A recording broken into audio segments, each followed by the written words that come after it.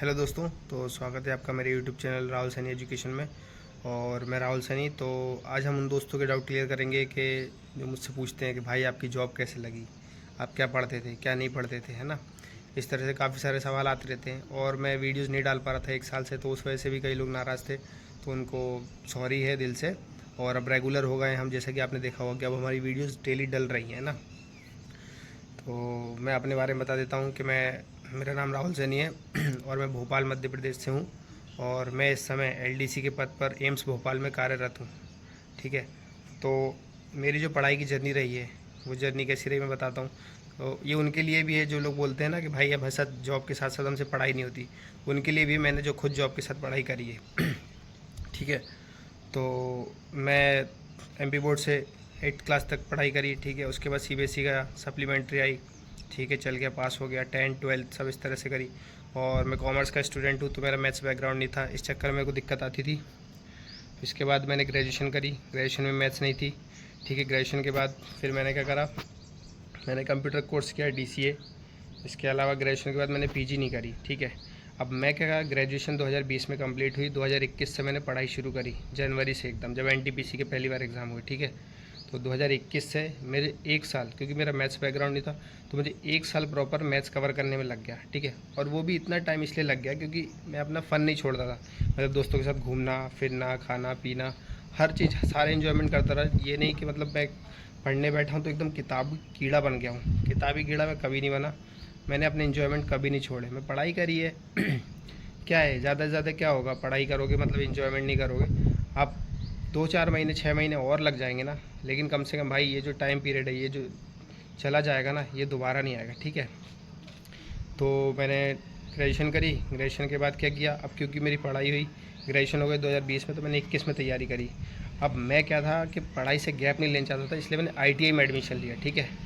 और मेरे क्योंकि 10th में कम परसेंटेज थे, मैंने बताया स्कूल स्विच हुआ, एमपी बोर्ड से सीबीएसई में गया, इस चक्कर में। तो मेरे क्या हुआ कि आईटीआई में मैंने ट्रेड तो अच्छी भरी थी, जैसे होती है स्टेनो, इलेक्ट्रीशियन, फिटर, ये सब जो अच्छी ट्रेड होती है इनको ऊपर भरा, लेकिन मेरे कम परसेंटेज होने की वजह से मुझे कारपेंटर ट्रेड मिली। ठीक है। कई लोग बोलते कारपेंटर ट्रेड क्यों कर ली, यार मिल गई अब कम परसेंटेज की वजह से, तो क्या करूँ, पढ़ाई में गैप नहीं लगाना था, इस चक्कर में मैंने कारपेंटर ट्रेड में ही एडमिशन ले लिया। ठीक है। लेकिन असली मेरा जो गोल क्या था, गवर्नमेंट जॉब, मैं उसके लिए पढ़ाई करता था। तो मैं कारपेंटर करते करते भी, मतलब मैंने आईटीआई करी, आईटीआई के साथ साथ भी मैंने अपनी पढ़ाई नहीं रोकी कि अपनी तैयारी नहीं कर पा रहा हूँ, जैसा भी है बहाने नहीं दिए भाई, जितना टाइम मिला उसमें पढ़ाई करने शुरू कर दी। ठीक है। चलते फिरते पढ़ाई कर रहे हैं, बस में है तो ईयरफोन लगा लिया, टेक्स्ट बुक से मॉक लगा रहे हैं, सब कर रहे हैं अपना पढ़ाई। मतलब जितना टाइम मिला है ना, उसको पढ़ाई में यूटिलाइज़ करो, बहाने मत दो कि यार मैं ये नहीं कर रहा हूँ, वो नहीं कर रहा हूँ। और इन्जॉयमेंट भी सब किया मैंने। किताबी कीड़ा होता तो मेरे साथ मेरे दोस्त वगैरह कोई भी नहीं होता, लेकिन आज सब मेरे साथ है, मेरी जॉब है, उसके बाद भी हैं और उसके पहले भी थे। ठीक है। तो मैंने आईटीआई करी, कारपेंटर 1 साल में आईटीआई हो गई मेरी। तो 2021, 2022 और 2023, 3 साल हो गए मुझे तैयारी करते करते। मैंने बहुत एग्ज़ाम दिया, अनगिनत एग्ज़ाम। ठीक है। उनमें से कई सारे एग्ज़ाम मेरे निकले भी, फर्स्ट स्टेज, सेकंड नहीं निकला, सेकंड निकला, थर्ड नहीं निकला, इस तरह से। ठीक है। तो जैसे मेरा सबसे पहला पेपर निकला था, वो निकला था जूनियर सेक्रेटरी असिस्टेंट का, किसमें, ये सिक्योरिटी पेपर मिल होशंगाबाद में, मतलब अब वो हो गया नर्मदापुरम। नर्मदापुरम में कागज़ प्रतिभूति कारखाना है, उसमें उसमें मेरी टाइपिंग रह गई। ठीक है। उसके बाद जो बोलते हैं कि आईटीआई करी, कारपेंटर, कारपेंटर ने क्या दिया भाई, कारपेंटर मैं बता रहा हूँ, आईटीआई के दम पे कारपेंटर में मैं डीआरडीओ पुणे गया था, मेरा एग्ज़ाम निकाला था, उसमें परसेंटाइल में मार्क्स होते हैं, तो 99 परसेंटाइल आए थे मेरे। ठीक है। उसमें मतलब मेरिट में ही था, मैं कोई बाहर नहीं कर सकता था मुझे। तो लेकिन मैंने ट्रेड टेस्ट नहीं कर पाया पास, क्योंकि कारपेंट्री उतनी परफेक्ट नहीं थी मेरी, तो वहाँ पर जॉब टूट गया था मेरा। अब आईटीआई वाले बच्चे समझते होंगे कि जॉब क्या होता है। ठीक है। बाकी नॉन आईटीआई वाले नहीं समझ पाएंगे। तो लकड़ी का जॉब बना दिया था, डबल डपटेल का, वो नहीं बन पाया था, उसमें फेल हो गया, वरना मेरी जॉब और 2022 में लग गई होती। ठीक है। इसके बाद मेरे और एसएससी के भी एग्ज़ाम निकले, लेकिन सेकंड स्टेज नहीं निकल पाई। एसएससी इतना आसान भी नहीं है ना, क्योंकि। और इसके बाद फिर मेरा रेलवे ग्रुप डी का मैंने डाला ही था, वैसे चैनल पे सब कुछ सबने देखा होगा। ग्रुप डी निकला, रनिंग फिजिकल क्वालिफाई करी, लेकिन फाइनल, हाँ सब लोग पूछते हैं ना कि रेलवे भाई ज्वाइन क्यों नहीं करी जब आपको सब कुछ निकल गया था। भाई फाइनल मेरिट लिस्ट में आउट हो गया था मैं, एग्ज़ाम क्वालिफाई हुआ, रनिंग निकली, लेकिन फाइनल मेरिट लिस्ट जो आती है उसमें बाहर हो गया था, उसमें कुछ 2 नंबर से बाहर हो गया था मैं। ठीक है। तो कंपटीशन में एक एक नंबर, पॉइंट्स के नंबर भी बहुत मायने रखते हैं। तो मैं 2 नंबर से उसमें मेरिट में बाहर हो गया और फिर वेटिंग क्लियर होती रही, लेकिन मेरी वेटिंग तक नंबर नहीं आया। नई वैकेंसी आ गई, नोटिफिकेशन आ गया कि पुरानी वैकेंसी को रद्द कर दिया उसका नोटिफिकेशन, ठीक है। तो इस तरह से इसलिए मैंने रेलवे ज्वाइन नहीं करी, ठीक है। इसके बाद फिर क्या है कि फिर मेरा यहाँ एम्स भोपाल का मैंने एग्ज़ाम दिया, एलडीसी और एमटीएस में 2 पोस्ट पर सिलेक्ट हुआ और दोनों में बता रहा हूँ आपको रैंक लेके आया था मैं, ठीक है। क्योंकि जनरल कैटेगरी में सिलेक्ट हुआ, जनरल कैटेगरी यानी रैंक में होती है। मैं वैसे ओबीसी से हूँ, लेकिन मैंने सिलेक्शन दोनों में जनरल में लिया। एक में मेरी 10th रैंक थी और एक में मेरी 8th रैंक थी, ठीक है। तो एमटीएस में सिलेक्ट हुआ मैं, लेवल 1 की जो होती है, ठीक है। उसको मैंने 2 महीने सर्विस की, उसके बाद उसको रिज़ाइन कर दिया क्योंकि मेरी एलडीसी की ज्वाइनिंग आ गई, ठीक है। तो फिर एलडीसी में ज्वाइन कर गया सेम इंस्टीट्यूट में। तो जब आपके एग्ज़ाम निकलेंगे ना तो कई सारे निकलेंगे, और अगर आपका कोई एग्ज़ाम का फर्स्ट स्टेज निकलना स्टार्ट हुआ है तो इसका मतलब है कि भाई आपका टाइम आ गया है, अब आपका कोई ना कोई सिलेक्शन हो ही जाएगा, अब आपको रुकना नहीं है, ठीक है। फाइनल मेरिट में अगर आप बाहर हो रहे हो किसी स्टेज पर तो। और हाँ, अब मैंने आईटीआई करी, ठीक है, कारपेंटर से 3 साल आईटीआई करने के बाद, वो 1 साल आईटीआई करने के बाद 3 साल तैयारी जब करी, तब पढ़ाई से होता है कि फ्रस्ट्रेट हो जाता है आदमी, ठीक है। तो इसीलिए क्या है ना, कई लोग क्या करते हैं 6 महीने 1 साल करते हैं ना और कंपटीशन की तैयारी छोड़ देते हैं। क्यों? क्योंकि यार पेपर ही नहीं निकल रहा, इस तरह डीमोटिवेट हो जाते। भाई डीमोटिवेट नहीं होना है, गवर्नमेंट जॉब पाने का एक ही तरीका है, कंसिस्टेंसी। वो सुना होगा ना quote, consistency is the key to success, यानी भाई लगे रहो, सफलता ज़रूर एक दिन प्राप्त होगी, ठीक है।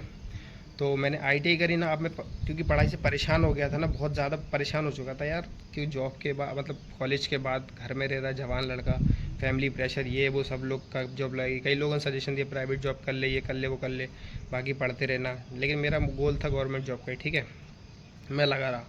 उसके बाद मैंने आईटीआई की ना, आईटीआई के बेस पे मैं परेशान हो गया था, तो मैंने अप्रेंटिस के लिए अप्लाई किया, ठीक है। जो कई लोग देखते हैं अप्रेंटिस कर रहा था मैं और छोड़ दी बीच में। तो ये WCR की जो अप्रेंटिस कर रहा था मैं, WCR भोपाल में, इसमें कौन सा था डिपार्टमेंट, भूल गया मैं अभी डिपार्टमेंट, ठीक है, उसमें कर रहा था स्टेशन पर। तो अब क्या है, उससे पहले भी मेरा अप्रेंटिस में एक बार सिलेक्शन हुआ था, जब NCR प्रयागराज है ना, वहाँ पर भी मैंने अप्लाई किया था, तो वहाँ पर मेरा सिलेक्शन हो गया था, लेकिन मैं गया नहीं, मैंने उससे ज्वाइन नहीं किया वो अप्रेंटिस करने के लिए, क्योंकि घर से बहुत दूर थी। तो मैंने सोचा जब WCR में आएगी यहीं अप्लाई करेंगे, क्योंकि मैं भोपाल से ही हूँ। तो WCR भोपाल में जब आई मैंने अप्लाई कर दी, यहीं कहीं मेरा हो गया।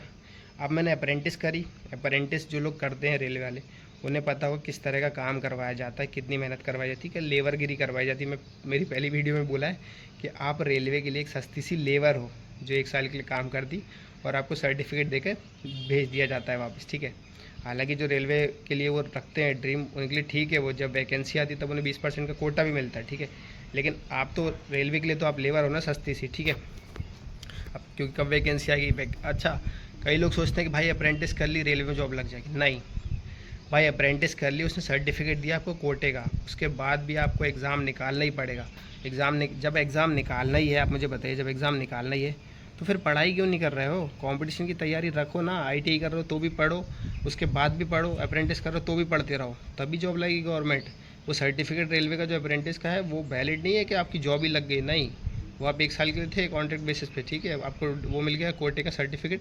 अब जब वैकेंसी आएगी ग्रुप डी की, तब आप उसमें अप्लाई करना, और पढ़ाई करोगे तो ग्रुप डी क्या भाई, किसी भी लेवल पर पढ़ के आप सिलेक्ट हो सकते हो, ठीक है। तो मैंने अप्रेंटिस ज्वाइन करी भोपाल रेलवे स्टेशन पर, ठीक है। या मैंने 3 महीने अप्रेंटिस करी, 3 महीने, क्योंकि मेरी तैयारी 3 साल की थी। मैंने अप्रेंटिस करी, मेरा एग्ज़ाम रिजल्ट आ गया, दिसंबर मेरा सिलेक्शन हो गया, सितंबर में मैं ज्वाइनिंग करी, दिसंबर मेरा रिजल्ट आ गया। यानी मैंने 3 महीने अप्रेंटिस करी और फिर छोड़ दिया अप्रेंटिस, इसलिए मेरा फिर अप्रेंटिस का कंटेंट ख़त्म हो गया, मैं डाल नहीं पा रहा था, ठीक है।